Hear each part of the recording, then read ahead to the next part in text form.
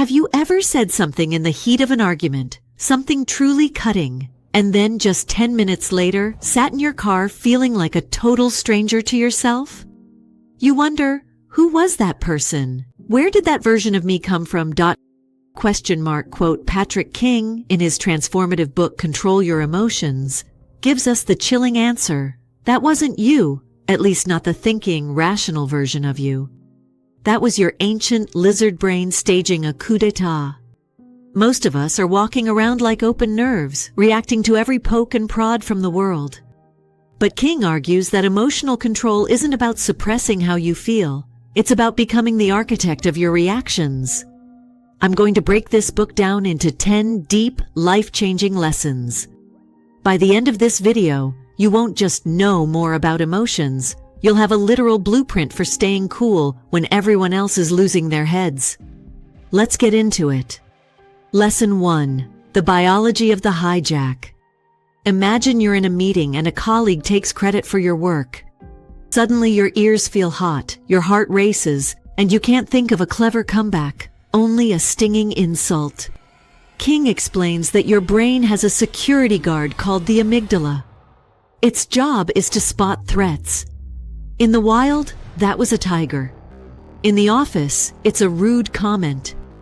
When the amygdala senses a threat, it pulls the emergency brake on your prefrontal cortex, the part of your brain responsible for logic and long-term consequences. You are literally, biologically, incapable of complex thought in that moment. Understanding this is lesson 1.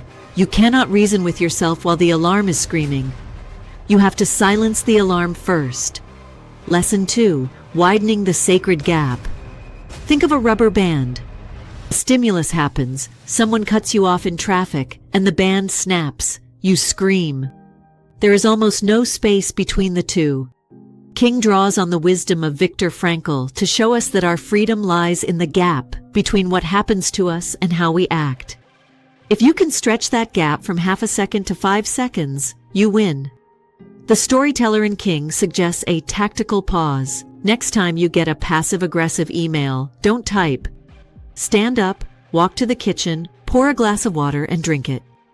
That 30-second physical act forces the gap to widen, giving your logic center time to come back online.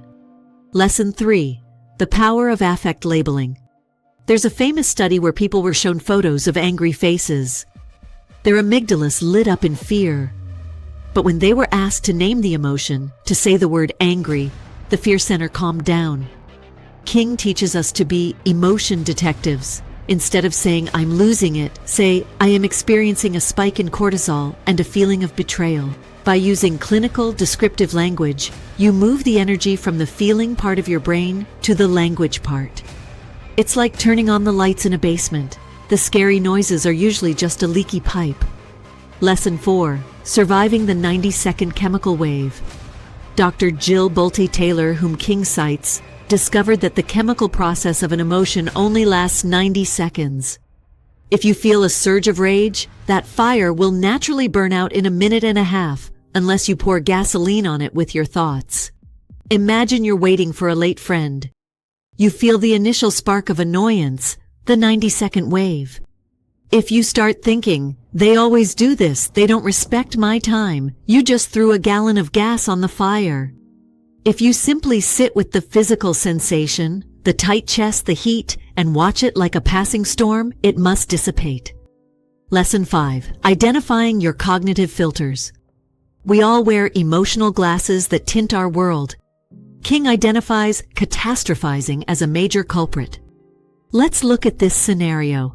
You make a small mistake on a report, and you start thinking, "I'm going to get fired. I won't be able to pay rent, and I'll end up under a bridge." King suggests we check the lens. Ask yourself, what are the actual facts here? The fact is you made a typo. The fiction is the bridge. When you isolate the facts from the mental movie, the emotion loses its fuel. Lesson 6. The mirror effect and radical ownership. Have you ever met someone who just grates on your nerves for no reason?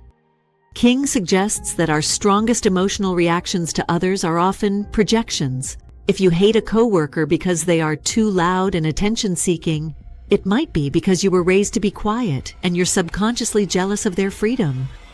Or perhaps you see a trait in them that you dislike in yourself. By asking, "What does my reaction to this person say about me?" you turn a moment of anger into a moment of self-discovery. You stop being a victim of their behavior and start being a student of your own mind. Lesson 7. Right-sizing via the 5-year rule. We often treat a broken plate with the same emotional intensity as a broken heart. King calls this inappropriate scaling. He offers a simple tool, the 5-5-5 rule.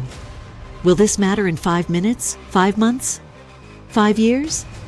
If you're crying over a social media comment, the 5-year rule will immediately show you how much energy you're wasting. It forces a macro perspective on a micro problem. Lesson 8. The HALT method, body over mind. Sometimes emotional control is just a sandwich away.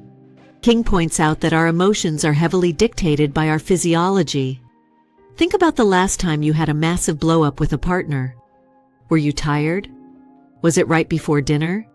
King uses the acronym HALT. Never trust your brain if you are hungry, angry, lonely, or tired. When you feel a spiral coming on, ask, is this a soul problem or do I just need a nap? Usually it's the nap. Lesson 9. Narrative reframing, choosing the story. Life is a series of neutral events. We provide the subtitles. Scenario: you get rejected after a job interview. Story 1. I'm not good enough, I'll never get a job. Leads to depression. Story 2. That company wasn't the right culture fit for my skills. This clears the way for the right one. Leads to persistence. King argues that story 2 isn't lying. It's a valid interpretation that keeps you functional. You aren't a reporter of your life. You are the editor. Choose the version that allows you to keep moving. Lesson 10. Building emotional armor through exposure. You don't get fit by avoiding the gym. You don't get emotionally strong by avoiding discomfort. King's final lesson is about voluntary discomfort. This means staying in a conversation when you want to walk away. It means waiting an extra 10 minutes to eat when you're hungry. By practicing small acts of self-regulation every day, you thicken your emotional skin. Eventually, the things that used to cause a meltdown barely register as a blip on your radar. Patrick King's message is clear. You are not your emotions. You are the observer of them. It's the difference between being the weather and being the sky. The weather changes constantly. It's stormy, it's sunny, it's unpredictable, but the sky remains vast and unmoved. I want to know, which of these 10 lessons felt like a call-out for you? For me, it was the 90-second rule. Realizing I was the one keeping my own anger alive was a total game changer. Let's talk about it in the comments. If this breakdown helped you see your own mind a bit more clearly, hit that like button. It tells the algorithm that this kind of content matters. If you want to keep building your mental library with us, hit subscribe and join the BloomShelf Hub community. We're here every week turning the world's best books into your personal edge in life.